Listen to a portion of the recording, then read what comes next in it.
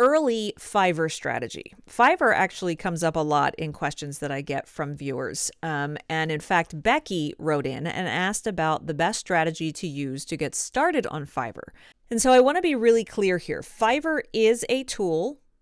It's not, however, a career plan. To be honest, I actually just started using Fiverr seriously about a year ago. And I could probably do a completely standalone video just on how to approach selling on Fiverr as a voice actor, because there is a lot that goes into it if you really want to get noticed and recommended in the algorithm and start getting orders coming in. But for today, I'll give you just some basic thoughts. Fiverr can work early on if you use it intentionally.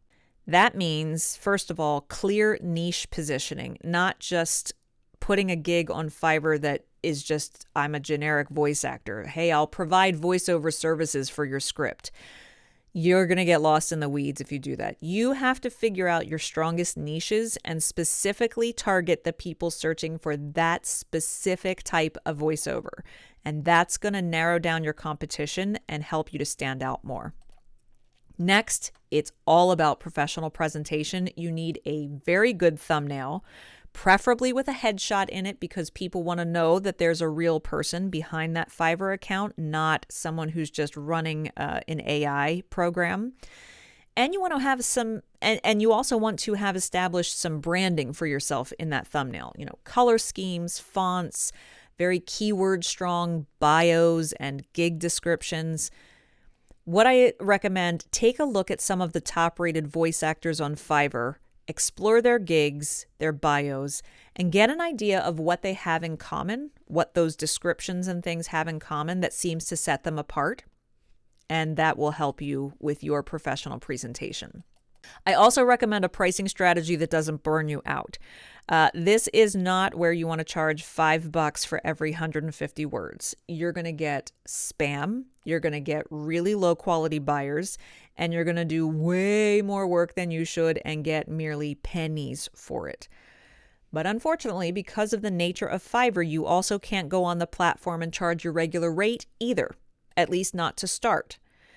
So find a compromise. Find a price point that you're comfortable with, even if it's a little, and the key word here is a little bit less than you would normally charge, but you're comfortable with.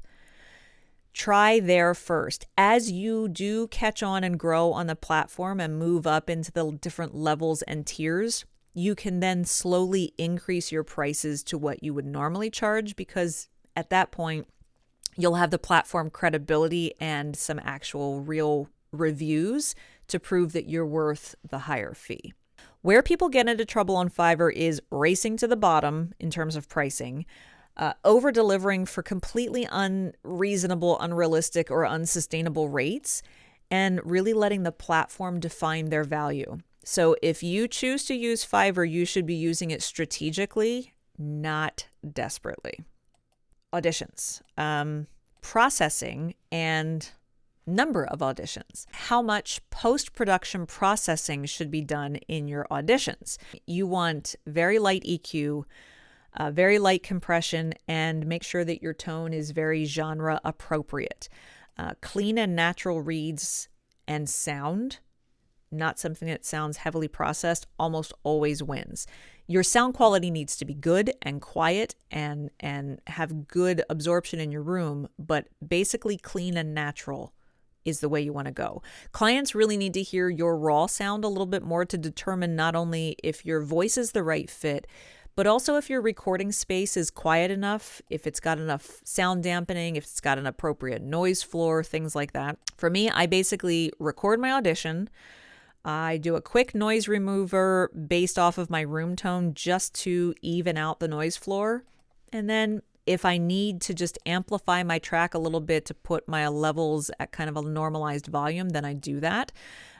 Me personally, I tend to record a bit on the quiet side so that I don't avoid any hot spikes in my audio. So then I just amplify it and send it off. That's really all I do for my auditions. And then Tyler asked how many voices.com auditions I had to do before I finally booked a job. As for booking and audition numbers, this is where there's really no magic ratio. Early on, you're gonna audition a ton before you get any work. Don't think of it as how many auditions that you've done and you've not booked. Think of them as reps. Every audition is a rep. They're practice. As I said, in most cases, you're going to audition a lot before you ever book a gig. Bookings depend on so many things that all have to come together perfectly. The vocal fit, the timing, the client's taste, consistency. Not booking jobs does not mean that you are bad. It just means that you're still building and you still have some things to work on, and you still just have to find the right fit, the right client that has your sound, the way your voice sounds in mind for their project. Heck, even 16 years into the business, I go through audition dry spells where I can send out 80 auditions in a month and not book a single solitary one. And then the following month, I send out maybe 25 auditions and I magically book 6 or 7 of them. That is normal. Now, a quick pause here because this connects directly to what we're talking about. If you're starting to reach out to clients and submit demos or follow up on work, remember how you communicate matters just as much as how you sound.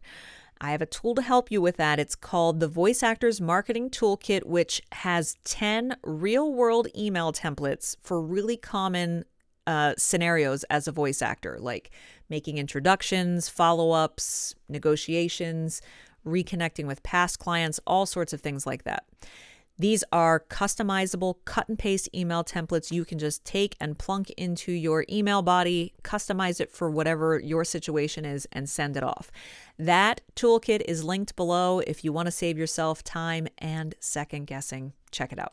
So listen, if you want to know more about my auditioning journey on voices.com specifically, I will leave a link to the video right here where I talk about what I have learned after submitting over 10,000 auditions just on voices.com.